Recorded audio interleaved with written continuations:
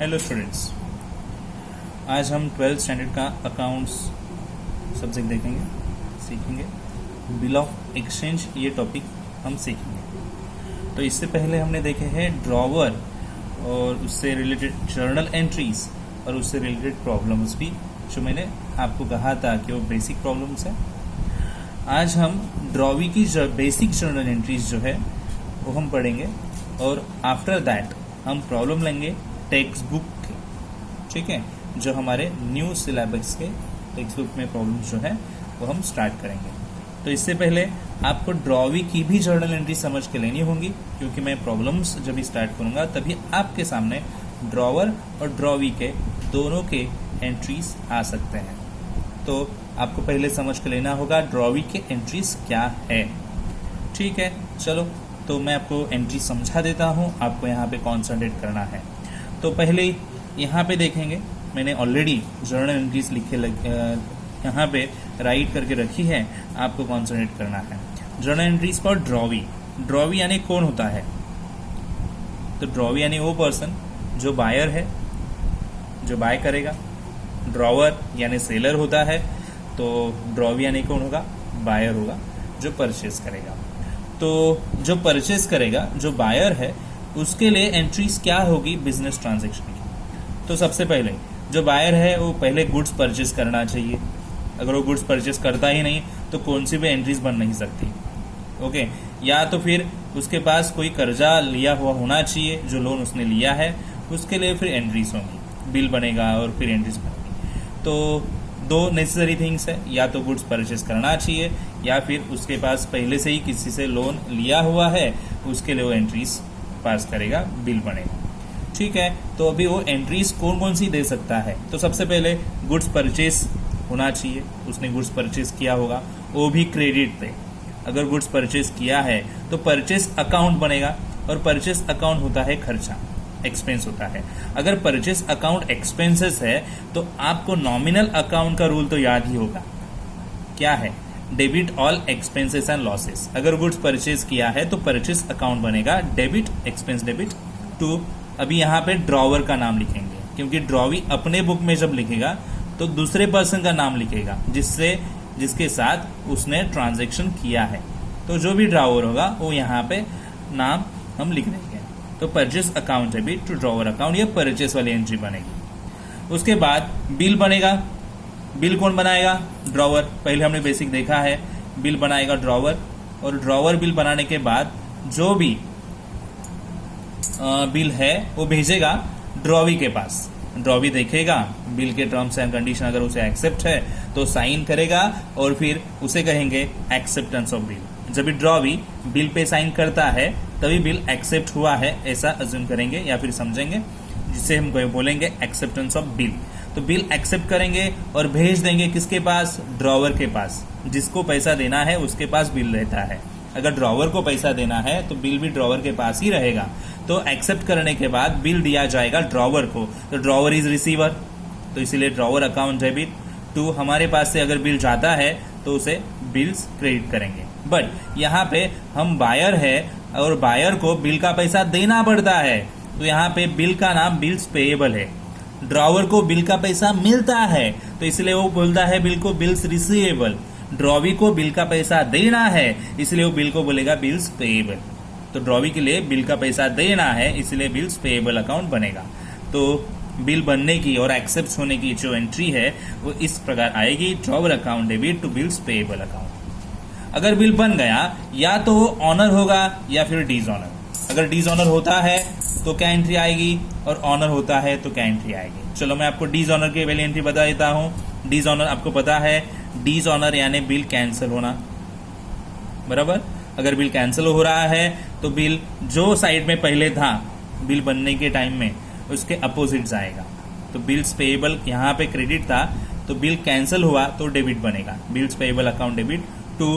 Drawer का नाम आएगा जिसके पास बिल दिया था। तो डिसऑनर की एंट्री यही है, एक ही एंट्री है ड्रॉवी के लिए, डिसऑनर की एंट्री, और आपको ये इसी प्रकार याद रखनी है। जब भी बिल डिसऑनर होगा यही एंट्री लेनी है, bills payable account debit to drawer account, कुछ भी चेंज नहीं होगा इसमें।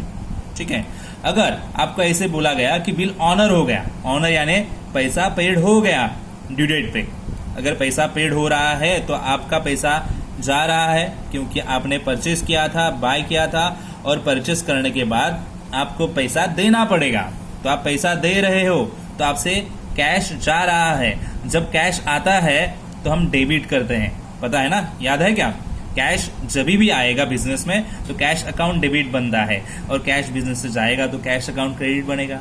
तो इसीलिए टू कैश बैंक अकाउंट, और बिल का पैसा दे रहे तो बिल पेएबल अकाउंट डेबिट बोलेंगे। तो बिल पेएबल डेबिट और कैश गया कैश बैंक अकाउंट क्रेडिट। सो ये एंट्री हो गया ऑनर ऑफ द बिल। ठीक है। अगर ड्रॉवी की पार्ट पेमेंट की विषय है, वो पार्ट पेमेंट कर रहा है तो एंट्री बनेगी क्या? ड्रॉवर को पैसा देगा वो, तो ड्रॉवर इज रिसीवर। तो पार्ट पेमेंट के वक्त बिल नहीं रहता है, तो इसलिए यहाँ पे बिल का नाम नहीं है। पार्ट पेमेंट कभी होता तो अगर डिसऑनर हुआ है तभी पार्ट पेमेंट हो सकता है, तो फिर ड्रॉवर को पैसा देना पड़ेगा। So drawer is receiver, personal account debit the receiver, तो इसलिए ड्रॉवर अकाउंट डेबिट। और कैश बैंक जा रहा है अपने हाथ से, सो कैश जा रहा है इसलिए कैश क्रेडिट। रियल अकाउंट का rule, debit what comes in, credit what goes out. Very good. So drawer account debit to cash bank account credit बन जाएगा जब भी पार्ट पेमेंट करना होगा। तो अगर इंटरेस्ट चार्ज किया, इंटरेस्ट कभी चार्ज होता है? यस, डिसऑनर होने पे। अगर गलती से हमने डिसऑनर कर दिया, बिल कैंसिल किया और रिक्वेस्ट की कि नया बिल बनाओ, तो नए बिल के लिए कुछ इंटरेस्ट चार्ज करके ड्रॉवर लेगा अपने से। तो हमारे लिए तो खर्चा है, एक्स्ट्रा पेमेंट करना पड़ेगा ना। तो इंटरेस्ट हमारे लिए यानी ड्रॉवी के लिए, ड्रॉवी के लिए खर्चा है, बायर के लिए खर्चा है, इंटरेस्ट देना पड़ेगा, इंटरेस्ट चार्ज एंड पेड करना पड़ेगा। तो इंटरेस्ट खर्चा है इसलिए इंटरेस्ट अकाउंट डेबिट, क्योंकि एक्सपेंस डेबिट होते हैं तो देना किसी है? ड्रॉवर को। So interest account debit to drawer account, ये एंट्री बनेगी इंटरेस्ट चार्ज। उसके बाद मैंने फ्लो में एंट्रीज लिखी है, तो नया बिल बनने की एंट्री आ सकती है। अगर नया बिल बनने की एंट्री है तो रिन्यूअल की एंट्री है, और जो पहले बिल की एंट्री बनी वही रिपीट होगी। Drawer account debit to bills payable account. Okay, bill बनने की एंट्री जो स्टार्टिंग में होती है वही रिपीट आती है। अगर बिल रिटायर हो रहा है तो रिटायर वाली एंट्री क्या आएगी? देखो, सो रिटायर यानी क्या? ड्यू डेट के पहले पैसा पे होना। अगर हम बायर है तो बायर का काम क्या है? ड्यू डेट के पहले पैसा दे दो, यानी कैश जाएगा अपने हाथ से। किसके लिए? बिल के लिए। So bills payable account debit to cash. But हमें यहाँ पे अगर हम टाइम के पहले पैसा देते हैं, बायर हो ड्रॉवी हो, तो पैसा देना है, बराबर। तो अगर टाइम के पहले पैसा दे रहे हैं तो हमें कुछ डिस्काउंट मिलेगा, बेनिफिट मिलेगा, तो वो क्रेडिट में जाता है, हमारे लिए बेनिफिट है। So bills payable account debit to discount account debit to cash account. Okay, तो ये होगा रिटायर का एंट्री ड्रॉवी के लिए। अगर ड्रॉवी ने गलती से ड्रॉवी इंसॉल्वेंसी हो गया, इंसॉल्वेंट हो गया, बैंकरप्ट हो गया, यानी वो बिल का पैसा दे नहीं सकता, तो इंसॉल्वेंसी की एंट्री बनती है 2। तो सबसे पहले डिसऑनर वाली एंट्री, यानी बिल कैंसिल करना पड़ेगा। अगर ड्रॉवी इंसॉल्वेंट होता है तो बिल कैंसिल होने की पहली एंट्री आती है, तो बिल कैंसिल यानी ही डिसऑनर। और मैंने पहले ही आपको बोला डिसऑनर की एंट्री कभी भी चेंज नहीं होगी ड्रॉवी के लिए। क्या थी डिसऑनर की एंट्री? सबसे पहले देखो यहाँ पे डिसऑनर की एंट्री मैंने यहाँ पे बताई, बिल्स पेएबल टू ड्रॉवर, और यहाँ पे क्या आई? Bills payable to drawer. Okay, so dishonour की एंट्री बदलेगी नहीं, वही के वही रहेगी, कैंसिल यानी ही डिसऑनर। तो इंसॉल्वेंसी में कैंसिल वाली एंट्री दी आएगी, ये पहली एंट्री है इंसॉल्वेंसी में। अगर दूसरी एंट्री देनी है वो रिकवरी की रहती है, ड्रॉवर के लिए रिकवरी रहती है, ड्रॉवी के लिए वो पैसा जितना भी हो सके वो दे सकता है। ठीक है, तो चलो वो एंट्री देखती है सेकेंड वाली। तो रिकवरी की एंट्री क्या है? ड्रॉवर के लिए रिकवरी होती है, बट वो जितना हो सके उतना पैसा वो ड्रॉवी से वसूल करेगा, ड्रॉवी से लेगा, और फिर जितना भी पैसा हो सके हम देंगे, और बाकी का बैलेंस हम दे नहीं सकते, इनकैपेबल है, सो कैपेबल नहीं है, तो इसीलिए वो डेफिशिएंसी अकाउंट में चला जाएगा। तो ठीक है, देखते हैं क्या होगा। ड्रॉवर को पैसा देना है, ड्रॉवर रिसीव करेगा, तो इसीलिए ड्रॉवर अकाउंट डेबिट, क्योंकि रिसीवर डेबिट होता है। टू कैश अकाउंट, हमारे हाथ से कैश चली गई, तो पूरी कैश नहीं दे सकते, दे नहीं पाएंगे, इंसॉल्वेंसी में पूरी कैश नहीं दे पाएंगे, तो इसीलिए जितना हो सके उतना कैश दे देंगे, और जो बाकी का बचेगा वो हमारे लिए डेफिशिएंसी होगा, कैपेबिलिटी नहीं होगी, तो इसलिए वो डेफिशिएंसी अकाउंट क्रिएट होता है ड्रॉवी के बुक्स में। ठीक है, तो ये होगा इंसॉल्वेंसी वाला एंट्री। अगर पार्ट अमाउंट पेड होगी एंड पार्ट एक्सेप्ट होगा, तो तो ये एंट्री शायद ही आ सकती है, तो चांसेस बहुत कम है। एक ही साथ आप अमाउंट भी दे रहे हो और बिल भी एक्सेप्ट कर रहे हो, कभी परचेस होने के बाद वाली एंट्री है। तो दोनों कंबाइन कैसे करेंगे? ड्रॉवर को देना है, ड्रॉवर इज रिसीवर, क्या देना है? कैश भी और बिल भी।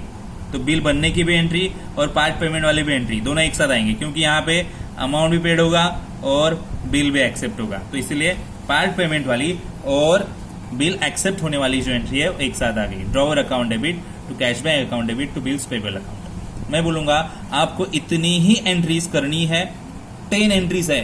सो ड्रॉवर की बहुत ज्यादा एंट्रीज है, बट ड्रॉवी के लिए उतनी एंट्रीज नहीं होती है। सो मैक्सिमम 10 एंट्रीज है, या फिर उससे भी कम हो सकती है। ठीक है, तो मैंने यहाँ पे एक नोट लिखा है आपके लिए, आप रिमेंबर करना और आपके पास नोट करके रखना। There will be no entry for discounting of bill, endorsement of bill, bill send to bank for collection. ये जो डिस्काउंटिंग है, एंडोर्समेंट ऑफ बिल है, या फिर bill send to bank for collection है, ये सब ड्रॉवर करता है, ये उसकी विश होती है ड्रॉवर की। तो ये ड्रॉवर करता है, तो ये सब जो ऑप्शंस दिए यहाँ पे, discounting, endorsement and bill send to bank for collection, ये वाले एंट्रीज ओनली ड्रॉवर अपने बुक्स में देता है, ड्रॉवी नहीं। तो आपको नोट करके रखना है, बिल अगर डिस्काउंटिंग हो जा रहा है, ड्रॉवी एंट्री नहीं देगा। बिल अगर एंडोर्स हो रहा है, ड्रॉवी एंट्री उसके लिए नहीं देगा। Bill send to bank for collection, collection के लिए भेजा है ड्रॉवर ने, तो ड्रॉवर का काम है वो, ड्रॉवी उसमें कुछ भी नहीं कर सकता है। तो ड्रॉवी एंट्री इसके लिए भी नहीं देगा। तो ये 3 पार्ट के लिए ड्रॉवी एंट्री नहीं देता है, इसीलिए ओनली 10 एंट्रीज मैक्सिमम एंट्रीज बनी है ड्रॉवी के बुक्स के लिए। तो आपको एंट्रीज लिखनी है, बाय हैंड करनी है, तभी आपको प्रॉब्लम सॉल्व करते वक्त डिफिकल्टी नहीं होगी, प्रॉब्लम इजीली आप अंडरस्टैंड कर पाओगे। तो आपको ये ड्रॉवी वाली एंट्रीज भी अच्छे से करनी है।